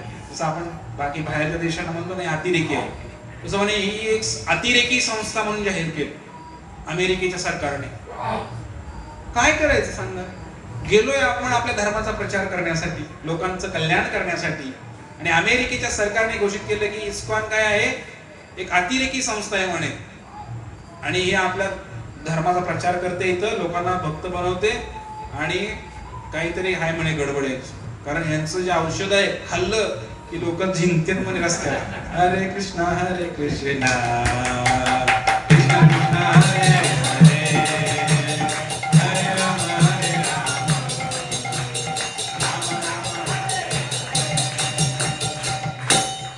आमचे काळे हे संत तुकाराम नाचायला लागले. येडे असं नसते, माईक घेऊन उड्या मारते, थोडं नीट नाचावं, खाली धोतर पिटलं तर नाच, वेळच म्हणायचं ना. मी एकदा पंढरपूर मध्ये गेलो, लोकांना अर्ध्या हाळकुंडाने पिवळे आहेत सगळे. आम्हाला ते पास बुकिंग करायचं होतं भक्तांचं, काही विदेशी भक्त आले तर दर्शनासाठी पास बुक करायचं होतं. त्या ऑफिस मध्ये गेलो तुकाराम भवन मध्ये, म्हणलं हरे कृष्ण, तुझी माझ्याकडे असं बघ काय म्हणजे हरे कृष्ण. तू म्हणतोय, त्याने विचार केला आणि ते म्हणजे तुम्ही तेच का, ते म्हणे रस्त्यावर धोतर फिटूस तर नाचता, तेच का म्हणे. काय ओळख आहे? रस्त्यावर धोतर फिटूस तर नाचता तीच लोक आहे का तू म्हणे? असं कुठं नाचते तुम्ही म्हणे, शिका म्हणे आमच्या वारकरी संप्रदायाकडे. तुला काय बिघडलं? देवासाठीच नाचतो ना, म्हणजे धोतर फिटा चड्डी फिटो म्हणलं, देवासाठीच नाचतो ना का बाईसाठी नाचतो म्हणलं, तमाशात नाचतो म्हणलं, ते चालतं बरं तुम्हाला? तो काय बोलला नाही. सांगायचा उद्देश की आपली ओळख काय होते सांगायचं नाही. प्रभुपादांनी इतकं शिकवलं आपल्याला की कसं नाचायला पाहिजे, काय करायला पाहिजे, किती शिकवलं प्रभुपादांनी. हा आनंद कुठे आहे का गुरुजी? नाही.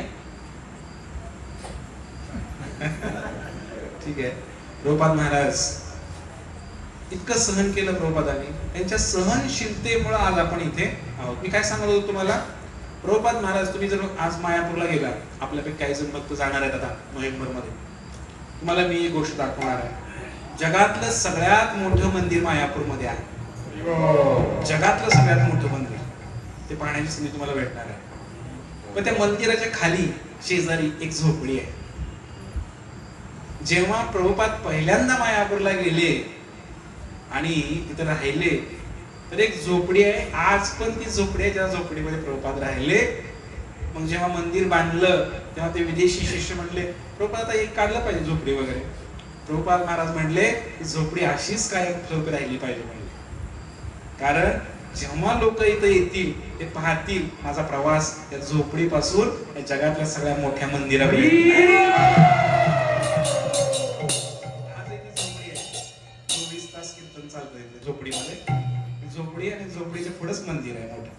प्रभुपाद जिथे राहिले तर सुरुवातीला प्रभुपादांनी कष्ट घेतलं. कुणासाठी?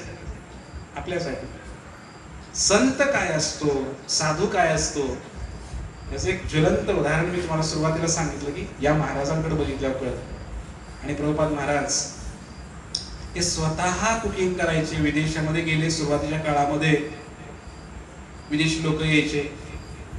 संडे फीस्ट चालू केली प्रभुपादांनी. रविवारचा कार्यक्रम, आपल्याकडे शनिवारचा आहे ना, असा रविवारचा कार्यक्रम. लोक यायचे आणि जेवण करायचं. तर दिवसभर ते बनवायचं पण एकट्यानेच. त्यानंतर वाढायचं, प्रवचन पण द्यायचं. नंतर वाढायचं सुद्धा, लोक वाढायचं पुढे येत नव्हते कोण. प्रसाद तर एकटाच म्हातारा माणूस आहे, वाढायला तर मग केली पाहिजे की नाही. वाढायलाही कोणी येत नव्हतं, वाढायचंही स्वतःच. परत लोक काय करायचे, खाली ताटं होती अशी फेकून द्यायची आणि निघून जायची. नंतर रात्रभर ताटं घासायची, ते भांडी घासायची. असं कार्य प्रभुपादांनी केलं. किती कष्ट घेतलं असं विचार करा. आज कधी कधी आपल्याला भांडी घास म्हणलं तरी लाज वाटू शकते, का तर आम्ही एवढ्या मोठ्या संस्थेमध्ये आहे. अरे त्या संस्थेच्या मालकाने काय केले ते बघा का. तर प्रभुपाद महाराजांनी फार कष्ट घेतलं आणि प्रभुपादांनी भारतामध्ये प्रमुख शहरं गाठले. जसं की चेन्नई, हैदराबाद, मुंबई, वृंदावन, मायापूर या ठिकाणी प्रभुपादांनी मोठी केंद्र उभारली. आणि प्रभुपादांना लगेच प्रश्न विचारला लोकांनी, प्रभुपाद तुम्ही अशी केंद्र निर्माण करता, मंदिरं निर्माण करता, एवढा करोडो रुपये खर्च करण्याची काय गरज आहे?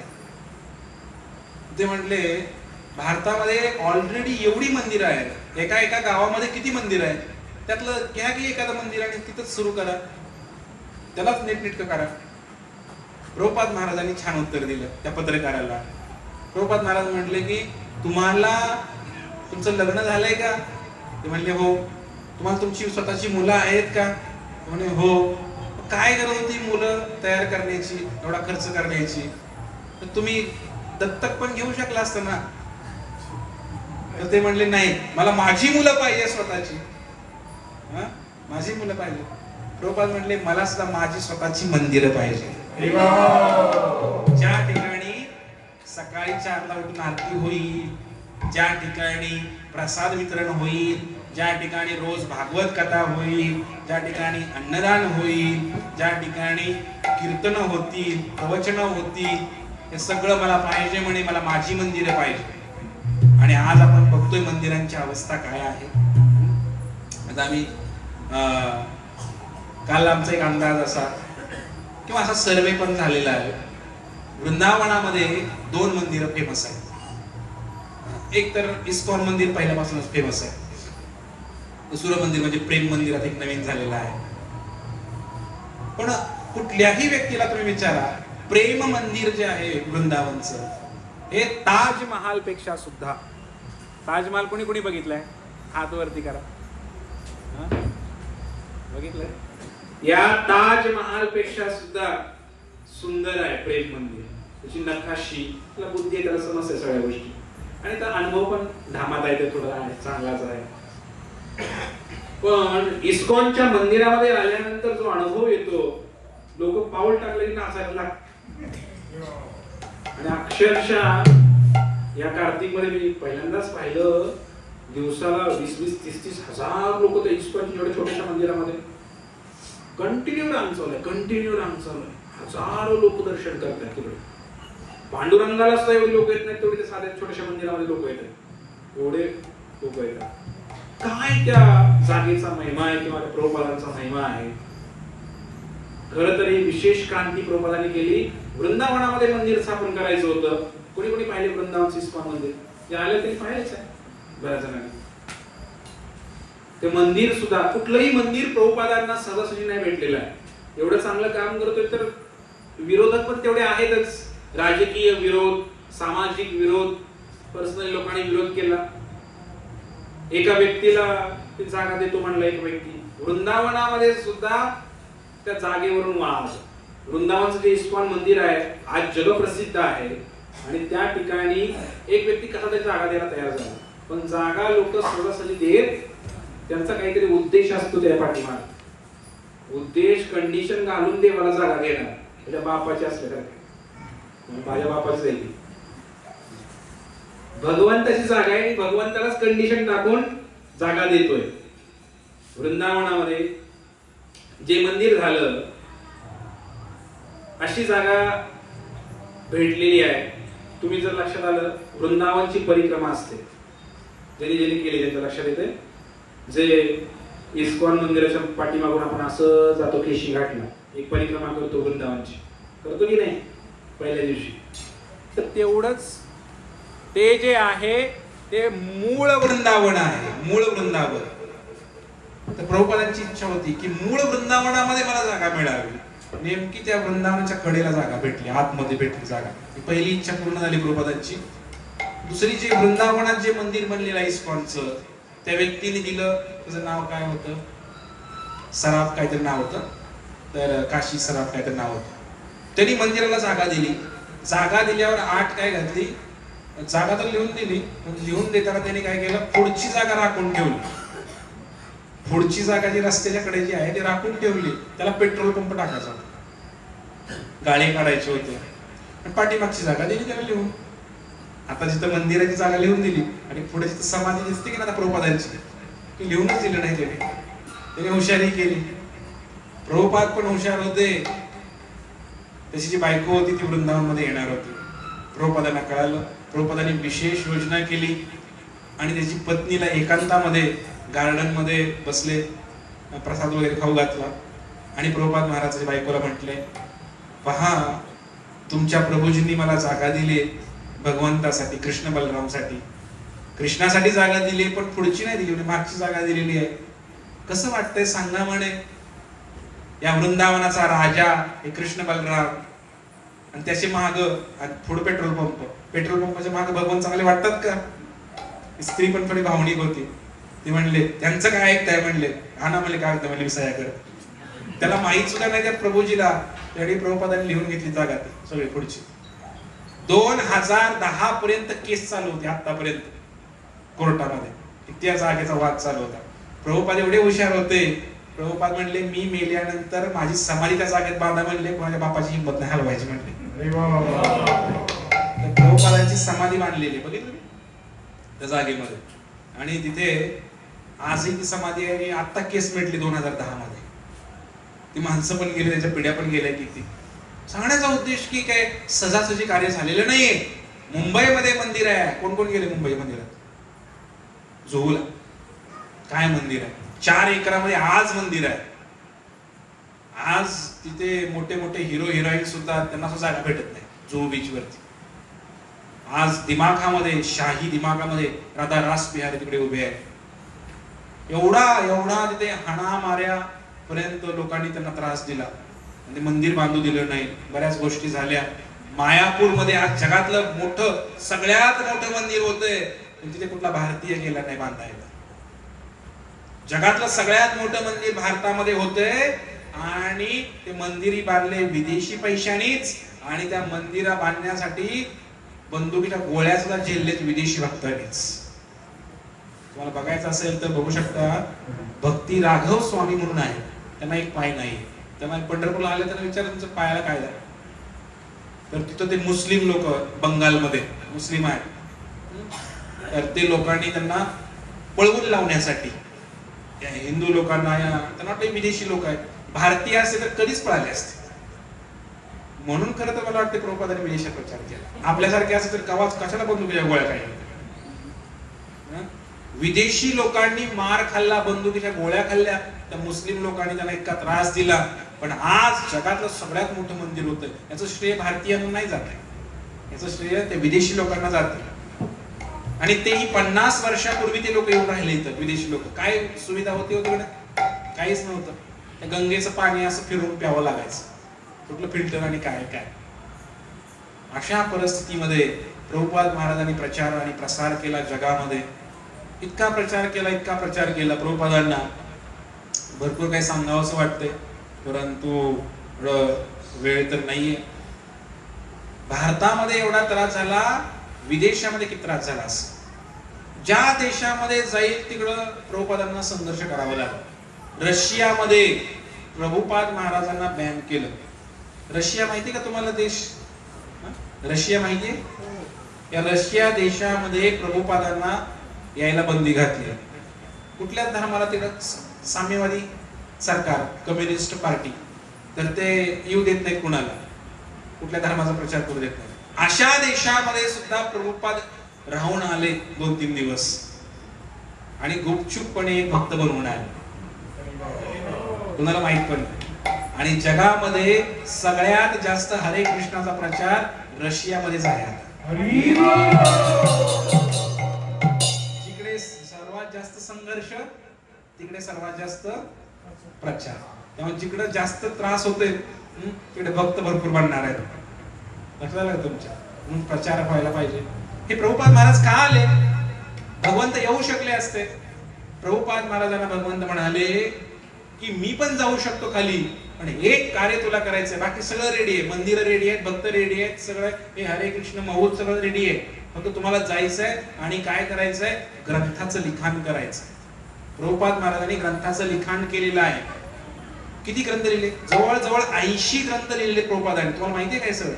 तुम्ही जर वाचायला घेतलं तर तुम्हाला पूर्ण आयुष्य संपल तुमचं, पण वाचून होणार नाही, एवढं लिहिलंय त्यांनी. जगामध्ये सर्वात जास्त वितरण होणारा ग्रंथ भगवद्गीता केवळ प्रभुपाद महाराजांचा आहे. एवढं मोठं कार्य केलेलं आहे. पंडित नेहरू भारताचे पंतप्रधान होते पहिले. पंडित नेहरूंनी 3 ते 4 इंग्लंडचे लोक सेवेला लावले होते हाताला. किती? 3 ते 4. 500 भारतीयांना मिळून जेवढा पगार होईल तेवढा पगार ते एका इंग्रज व्यक्तीला द्यायचे. का तर इंग्रजांनी आमच्यावर गुलामगिरी मध्ये ठेवलं आम्हाला एवढे 150 वर्ष. तर आता मी काय करतो? त्या इंग्रजांना सेवेत लावतो. म्हणून पंडित नेहरूंनी काय केलं होतं? काही इंग्रज लोक ठेवले होते कामाला, गुलाम बनवून ठेवले थोडक्यात. त्यांना पगार द्यायचे, वेतन द्यायचे. आणि प्रभुपाद महाराजांनी काय केलं? प्रभुपाद महाराज सांगतात की पंडित नेहरूंनी काय केलं बघा म्हणे, हे लोक पगार देऊन कामाला ठेवलेत इंग्रज लोक. मला म्हणे फुकट मध्ये हवा घालतात ते सगळे लोक. ते पण 2-3 नाही, हजारो लाखो इंग्रज लोक मला आता हवा घालतात, माझे पाय दाबतात म्हणे फुकट मध्ये. हे प्रभुपाद करू शकले. प्रभुपादांनी अनेक विदेशी लोकांना सेवेमध्ये लावलं. सोपं नाही सगळं करणं, फार भरपूर त्रास झाला प्रभुपादांना. आणि इतके महान वैष्णव होऊन गेले प्रभुपाद महाराज. अमेरिकेमध्ये जेव्हा पोहोचले, त्या बोटीतनं जेव्हा त्यांचं पाऊल त्या अमेरिकेच्या भूमीवर लागलं, त्यावेळेला एक घटना घडली की त्यावेळेला खरं तर 3रं महायुद्ध तेव्हाच होणार होतं, असं बऱ्याच जणांचं म्हणणं आहे. 2रं महायुद्ध झालं होतं 1945 आणि 3रं महायुद्ध होण्याची शक्यता आहे. तर प्रभुपाद महाराज अमेरिकेमध्ये पोहोचले आणि अमेरिकेमध्ये तिथला आर्मीचा जो मेन आहे, त्या आर्मीचा मेन जो असतं ना, सैन्य असतात की नाही, त्या सैन्यामध्ये जे मेन असतात, तर तो त्या मेन अमेरिकेच्या सैन्याचा मेन होता तो. आणि 1962 सालीच रशिया आणि अमेरिका या दोघांचं मोठं युद्ध चालू होतं. आणि रशियाने अणुबॉम्ब तयार केले होते, अमेरिकेकडे अणुबॉम्ब होते. आणि रशियाने तार लिहिली अमेरिकेला की आम्ही आज संध्याकाळी तुमच्यावर बॉम्ब टाकणार आहे, सरळ सरळ अणुबॉम्ब टाकणार आहे. हे कोण सांगतंय? अमेरिकेचा जो माणूस आहे, ज्याला ती तार आली होती, त्या सैन्याचा जो मेन आहे, तो सांगतोय की रशियाने आम्हाला तार पाठवली होती की आज तुमच्यावरती आम्ही संध्याकाळी अणुबॉम्ब टाकणार आहे, तयार राहो. ही घटना तो स्वतः सांगतोय. पण काय झालं अचानक माहित नाही, युद्धच कॅन्सल झालं. परत ना बॉम्ब पडला ना पत्र आलं, काही झालं नाही. ते अमेरिका रशिया युद्धच कॅन्सल झालं. कारण अमेरिका रशियाने अणुबॉम्ब टाकले की 3रं महायुद्ध पेटणार होतं.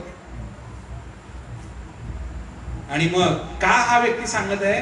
कारण त्या व्यक्तीचा मुलगा, त्या सैन्याचा जो अधिकारी होता, त्याचा मुलगा हरे कृष्णामध्ये आला, प्रभुपादांच्या नादी लागला, ब्रह्मचारी झाला आणि त्यामुळं त्याचं इस्कॉनचं 36 आकडा.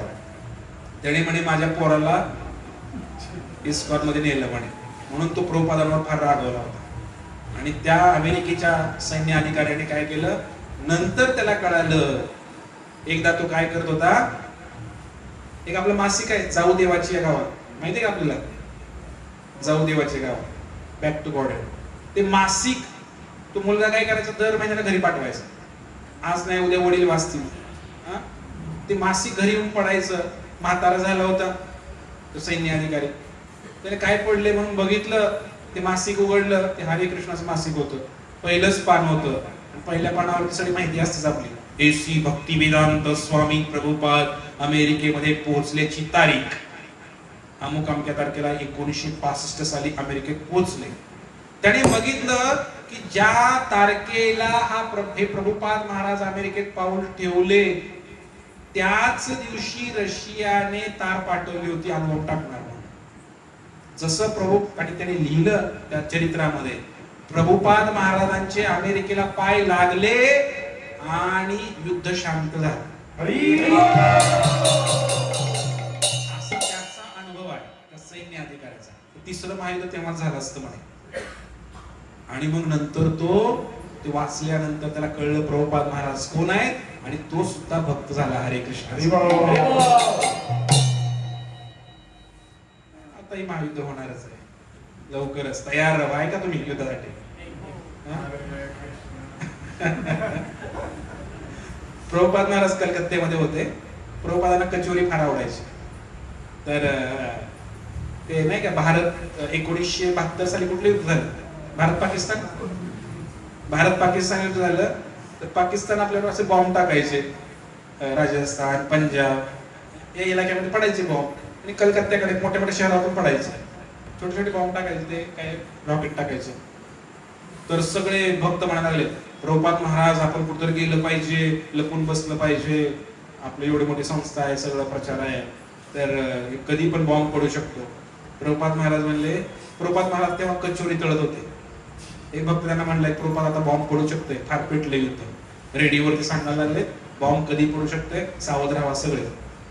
प्रभुपाद म्हणले मी कचोरी तळणार, भगवान श्रीकृष्णाला भोग दाखवणार, मस्तपैकी खाणार आणि जरी बॉम्ब पडला तरी काही हरकत नाही, कारण माझी चेतना काय आहे, कृष्णमय आहे. मी कचोरी तळतोय कुणासाठी? भगवंतासाठी. आणि तळताना जरी बॉम्ब पडला तरी काही हरकत नाही, भोग दाखवताना बॉम्ब पडला तरी काही हरकत नाही, आणि महाप्रसादे गोविंदे प्रसाद खाताना जरी बॉम्ब पडला तरी काही हरकत, मी कुठेही जाणार. प्रभुपादांनी सांगितलं लवकरच तिसरं महायुद्ध होईल, प्रभुपाद सांगून गेले. आणि अनेक लोकांचं असं म्हणणं आहे की चिन्हही दिसत आहेत येणाऱ्या 1 ते 2 वर्षामध्ये लवकरच तिसरं महायुद्ध होईल. चांगली गोष्ट आहे काही, माझ्या दृष्टिकोनातून चांगली वाटते मला. कधी कधी घाण निघून जाईल थोडीशी, लय दिवस झालं घाण अडकली. किती पाप वाढले या जगामध्ये, किती पाप वाढले. काय खावं याचा पत्ता नाही, कसं राहावं याचा पत्ता नाही, किती भयानक परिस्थिती आहे. म्हणून येणारा जो काळ आहे, प्रभुपाद महाराज सुद्धा म्हटले धुलाई भरपूर होणार आहे सर्वांची. जर महायुद्ध झालं, तिसरं महायुद्ध झालं, आज चालूच आहे जगामध्ये, ऐकताय तुम्ही? जर झालं तर मोठी धुलाई होईल. महाभारत झालं द्वापार युगामध्ये 5000 वर्षापूर्वी 65 करोड लोक मारले गेले की नाही? ही भगवंताची होलसेल धुलाई असते. आता ते होलसेल मध्ये आता होऊ शकतंय, होलसेल मध्ये कोणाकोणाचा नंबर आहे आपल्याला माहित नाही. त्यामुळे महायुद्ध झालं तर असंही भविष्यवाणी, जगाची लोकसंख्या काय 600 ते 700 करोड पेक्षा जास्त आहे. तर त्यातले काय 60 कोटी राहतील, 70 कोटी राहतील. आपण राहू की नाही माहित नाही, पण नक्की वाचणार ज्यांनी प्रभुपाद महाराजांसारख्या संतांच्या चरणाचा आश्रय घेतलेला आहे, हरे कृष्ण महामंत्राचा आश्रय घेतलेला आहे, ते नक्की वाचणार आहे. भगवंत कसा आहे, अति नाही सहन होत. किती भयानक परिस्थिती माहितीये तुम्हाला? तुम्ही शहरामध्ये फिरताय, मुंबई पुण्यात तर भयानक नरक नाही परिस्थिती, घराच्या बाहेर पडायचं अवघड आहे. कोण कधी येईल, पकडेल, घेऊन जाईल, काय सांगता येत नाही. कोण खराबात छोट्या छोट्या कारणावरून भयानक परिस्थिती जगामध्ये आहे. गावाकडे काही कमी नाही लोक. त्यामुळे महायुद्ध जर झालं तर मग अवघड आहे आपल्या सर्वांचं, पण काही हरकत नाही. जे कोणी नामस्मरण धारण करतील त्यांच्या केसालाही धक्का लागणार याची गॅरंटी आहे. नामस्मरण करा, ते प्रभुपाद महाराजांचे ग्रंथ वाचा, त्यांचं चरित्र वाचा, थोडीशी प्रेरणा घ्या त्याच्यापासून. आणि या प्रभुपाद बोलत राहिलो, घड्याळाकडे काही बघित नाही, वेळ तर झाली माझी. असं प्रभुपादांनी ही जी संस्था आहे हरे कृष्ण संस्था, बऱ्याच जणांच्या मनामध्ये डाऊट आणि शंका सुद्धा असतात, विदेशी संस्था आहे म्हणे, विदेशी संस्था. तुम्हाला माहिती एक पिक्चर आहे देवानंदचा, दम मारो दम मिट जाए गम बोलो सुबह शाम हरे कृष्ण हरे राम.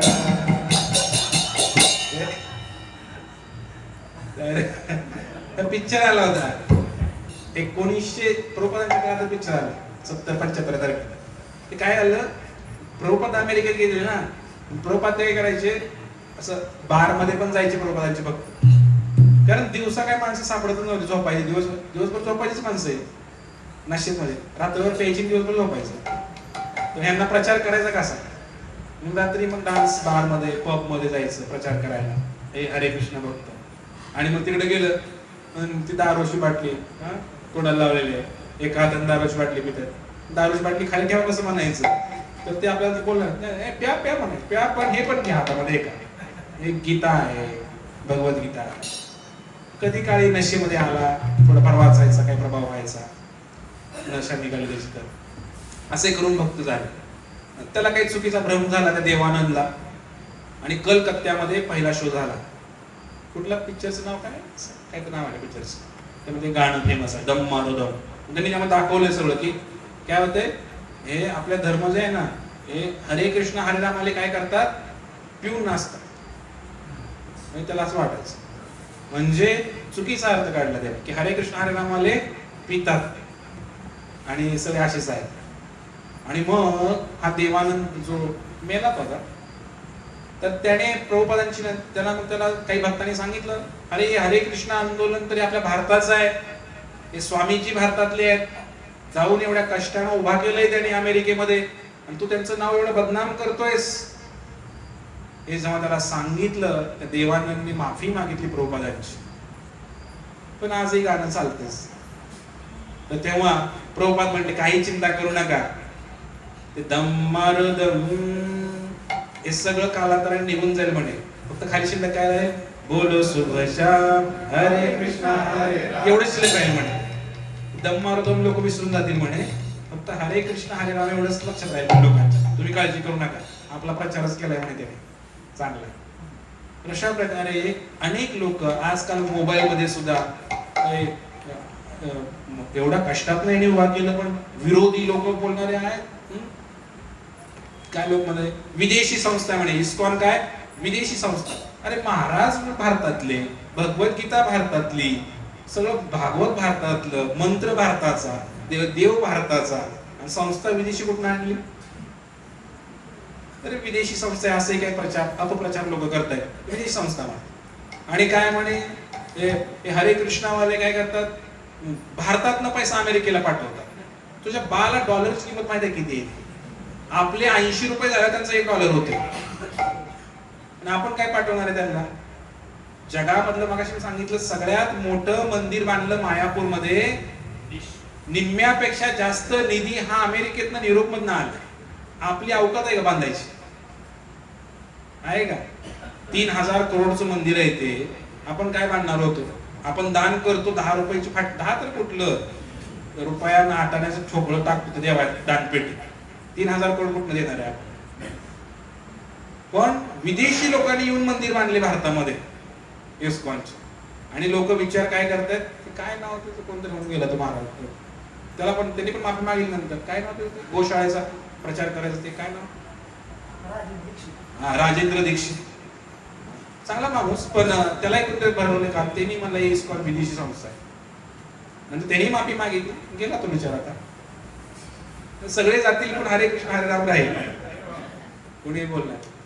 तरी विदेशी वगैरे काही नाही, लाज वाटायला पाहिजे आम्हाला की हे विदेशी लोक. मला सुद्धा काल लाज वाटली हो वृंदावनला गेल्यानंतर.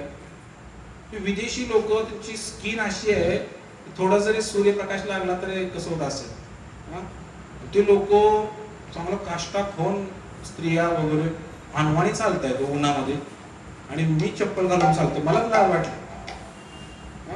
ते लोक एवढ्या त्या वृंदावनामध्ये अनवाणी चालतायत रोज 15-20 किलोमीटर, त्यांच्या पुढून आम्ही जातोय, गाडीनं जातोय, चप्पल घालून जातोय. लाज वाटली मला सुद्धा. म्हणजे एवढी तपस्या हे लोक कुठनं येऊन करतायत आणि आपल्याला इथल्या इथं तपस्या होत नाही. खरंच जेव्हा तुम्ही वृंदावनला जाणार तेव्हा तुम्हाला समजेल की हरे कृष्ण आंदोलन काय आहे. आणि त्यामुळे एक मोठा चमत्कार हा प्रभुपाद महाराजांनी केलेला. हे काय साधारण महाराज नाहीत, लक्षात घ्या. आणि म्हणून तुम्ही काय करा, तुम्हाला काय ते मंत्र पण आहे ना सुरुवातीला, तो मंत्र पाठ करा. हरे कृष्ण मंत्र म्हणण्यापूर्वी आपण काय म्हणता? पंचतत्व मंत्र म्हणता. जय श्री कृष्ण चैतन्य श्री अद्वैत गदाधर. हा मंत्र म्हणायच्या अगोदर सुद्धा एक मंत्र आहे. तो मंत्र सर्वांनी म्हणा, तुम्हाला प्रभुपाद महाराजांची कृपा भेटेल. संतांची कृपा झाली तर भगवंत स्वीकार करतील डोळे झाकून. कोण कुठला किती कांड करून आला काही बघणार नाही भगवंत. प्रभुपाद महाराजांनी जर पत्र दिलं याला घ्या आतमध्ये, तर भगवंताला सुद्धा काय चालत, इतकी शक्ती यांच्याकडे आहे. त्यामुळं त्यांचा मंत्र पण आहे, प्रणाम मंत्र म्हणायचं त्याला. तो नामस्मरण करण्यापूर्वी तुम्ही म्हटला पाहिजे. थोडं अवघड आहे पण पाठ करा. नमः ओम विष्णुपादाय कृष्णप्रेष्ठाय भूतले श्रीमते भक्ती वेदांत स्वामिनी इति नामिने नमस्ते सारस्वते देवे गौरवाणी प्रचारिणे निर्विशेष शून्यवादी पाश्चात्य. मोठा आहे पण एकदाच म्हणायचं. एक माळ झाल्यानंतर एकदाच म्हणायचं आहे. म्हणजे प्रभुपादांना आपण कृपा मागत आहे. संतांच्या कृपेने भगवंतांकडे पोहोचू शकतो. म्हणून प्रभुपाद महाराजांची कृपा आपण घ्या आणि त्यांच्या कृपेनंच हे आज सगळं चाललेलं आहे. येणाऱ्या 10,000 वर्ष ही संस्था काम करणार आहे असं प्रभुपादांनी सांगितलेलं आहे. त्यानंतर कलियुगाचा प्रभाव वाढेल. पण 10,000 वर्ष ही संस्था काम करत. आता फक्त किती झाले? 50 वर्ष झाले, 50-55 वर्ष झाले. तर हे फार सुंदर आंदोलन आहे. आपण फार नशिबान आहे की आपण अशा शुद्ध परम पवित्र या परंपरेच्या संपर्कामध्ये आलो. म्हणजे खरंच नशिबान आहे. कारण आजकाल समाजामध्ये बरेच गोंदूगिरी करणारे बाबा महाराज आहेत. तर ते काय करतायत? लोकांना फसवतायत, कथा कीर्तनाच्या माध्यमातून फसवतायत, लोकांकडून पैसे घेतायत. किती संस्था काम करते हो. थोडं लक्ष घाला, थोडी बुद्धी वापरा. तू काय एवढं ओरडून ओरडून प्रवचन येतात, 1 रुपया तरी मागतात का तुम्हाला? पैसे द्या म्हणतात का? बाहेर काय झालं की मग पाकिट झालं, खिसा गरम झाला, महाराज निघाला. कोण प्रवचनाला आलते, किती आलते, भक्त बनतील की नाही, त्या महाराजाला काय वाटते का आतनं? काही वाटत नाही. वाटत असलं पाकिट घेतलं नसतं. पाकिट घेतलं की महाराज निघाला. त्याला काही देणं घेणं नाही पुढे कोण भक्त बनेल का नाही, यांचं कल्याण होईल का नाही, यांच्या संसारातलं दुःख नष्ट होईल का, त्याला काही देणं घेणं नाही. महाराजाला पाकिट मिळालं की महाराज खुश. बरोबर आहे की नाही? पण हरे कृष्णावाले एवढा जीव तोडून तळमळून सांगतायत, 1 रुपया सुद्धा मागत नाही. एवढं प्रवचन दिलं तुम्हाला काय तर द्या, नाही मागत. सांगण्याचा उद्देश थोडं समजून घ्यायला पाहिजे की हरे कृष्णावाले इतकं कार्य करतात. प्रसाद खायला घालतात वरनं, त्याला यात्रेला घेऊन जात, तिथं फोन करून सत्संगला या बरं का. कुठल्या कीर्तनकाराचा फोन आलाय का तुम्हाला की आज माझ्या प्रवचनाला या, तुमचं कल्याण होईल? येते का दर्शन वारीला फोन येते का तुम्हाला कोणा कीर्तनकाराचा? हरे कृष्णावाले फोन सुद्धा करतात या कार्यक्रमाला म्हणून. हे संतांचं लक्षण आहे. हे प्रभुपादांनी शिकवलंय. कारण हे साधारण सहजासहजी येणार नाहीत लोक. हा जीव या संसारात मायेमध्ये एवढा बुडालेला आहे, त्याला नकोच वाटतं इकडे यायला. चांगलं काय नकोच वाटतंय. तिथंच असं तांगड्यावर करून पडावंसं वाटतंय, त्याच घाणीमध्ये लोळावंसं वाटतंय, त्याला त्यातच आनंद वाटतोय. पण लोक फोन करणार हरे कृष्णावाले यावर का, तुम्ही या, काय भेटतंय हरे कृष्ण लोकांना सांगा. बाहेर तुम्ही महाराज लोक बघितले असेल, या बोटात एक अंगठी, त्या बोटात एक अंगठी, त्या बोटात एक अंगठी, हातामध्ये एवढं सोन्याचं ब्रेसलेट मोठं. कथा कीर्तन करा लोकांच्या हे आहे. हरे कृष्णाच्या वाल्याने कधीच त्याग केलाय सगळा. प्रभुपादांनी नियमच घातले, तुम्हाला महाराज बनायचं आहे तर सोनं घालू नका. महाराज आणि सोनं जमते का हो? विरोधाभास आहे की नाही? म्हणजे किती प्रभुपादांनी एवढं चांगलं बनवलेलं आहे. आणि हरे कृष्ण भक्त कुठल्याही जगाच्या पाठीवर जावा, लोक का आदर करतात तुम्हाला मी सांगतो. कारण त्यांना माहिती आहे हरे कृष्णाचा म्हणजे नियम पालन करते. हे असंच माळ घालत नाहीत. हरे कृष्णामध्ये असंच माळ घालत, हे कांदा खात नाही, लसूण खात नाही, मांसाहार करत नाही, नशापान करत नाही, जुगार करत नाही. हे 100% चांगला माणूस आहे. लगेच माळ, कारण हरे कृष्णामध्ये माळ जर घाला म्हणलं तर अशी घालत जग जाहीर झालेलं आहे सगळं. त्यामुळे इतका आदर आहे, लोकांना बघितल्यासारखी कळतं की हे लोक म्हणजे एक नंबरचे लोक आहेत. हे सगळं प्रभुपादांनी सेट केलेलं आहे आणि त्यामुळे येणाऱ्या हजारो वर्षासाठी संस्था काम करणार आहे. जगामध्ये इतक्या निस्वार्थ भावनेने कार्य करत आहे, एवढ्या मोठ्या प्रमाणावर कार्य करत आहे.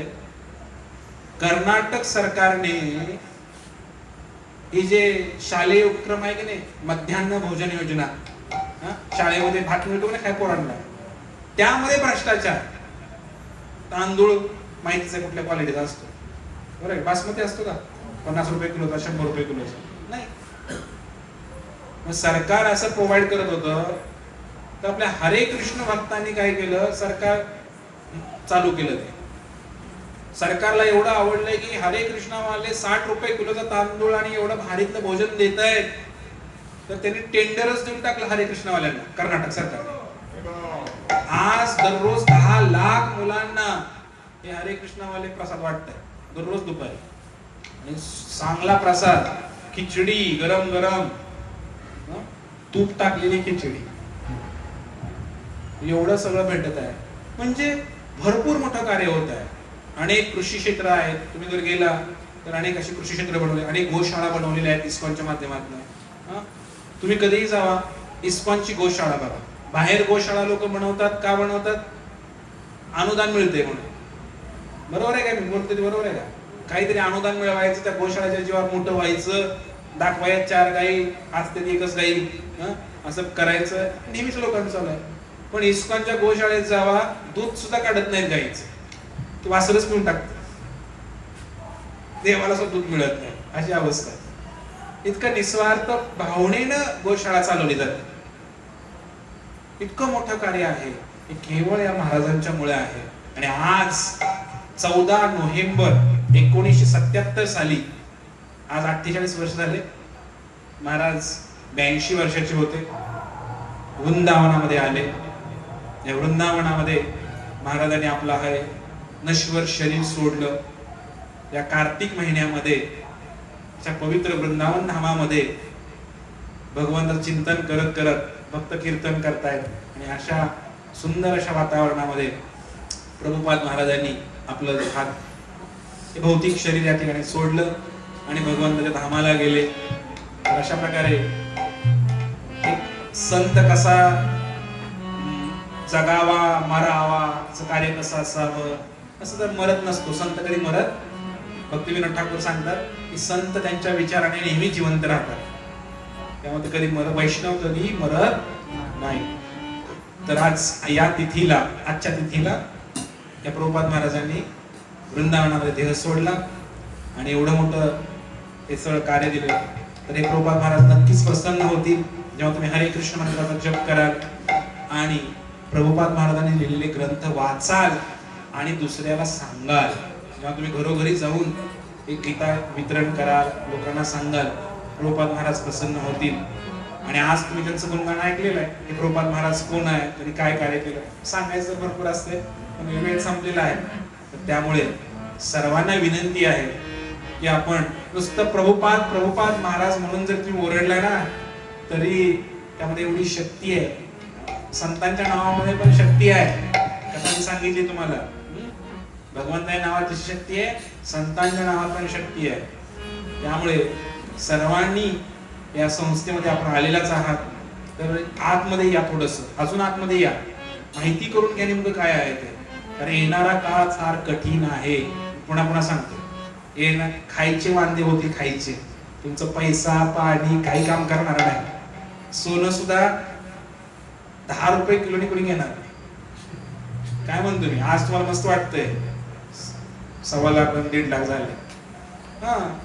हे विदेशी चलन असतं ना, ते जेव्हा ते ढासळतं सगळं ना, ते तुमचं सोनं सुद्धा काय फोडून खाणार काय सोनं. बँकेमध्ये पैसे आहेत म्हणणार तुम्ही आमचे. सरकार युद्ध सुरू झालं ना, महाभारत, बँक रिझर्व्ह बँक सगळं घेऊन टाकतं, तुमचे खातेच जप्त होते. पैसा घेऊन काय करतं बँकेमध्ये, काही कामाला येणार नाही. एकच गोष्ट कामाला येईल, जो कोणी भगवंताचं नामस्मरण करणार आणि जो कोणी या मार्गामध्ये राहणार प्रामाणिकपणे, भगवंताची जरूर रक्षा करणार. आणि हरे कृष्ण हरे कृष्ण कृष्णा कृष्णा हरे हरे हरे राम राम राम हरे हरे श्रील प्रभुपाद महाराज की जय। श्रील प्रभुपाद तिरुभारती महामहोत्सव की जय। कार्तिक दामोदर मास की जय। गौ प्रेमानंदे।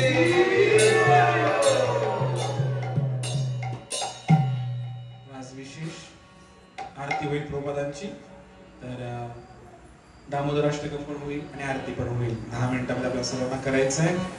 तर सर्वप्रथम प्रभुपादांची आरती होईल. सर्वांनी बसूनच आरती करूया, कारण उभा राहिलं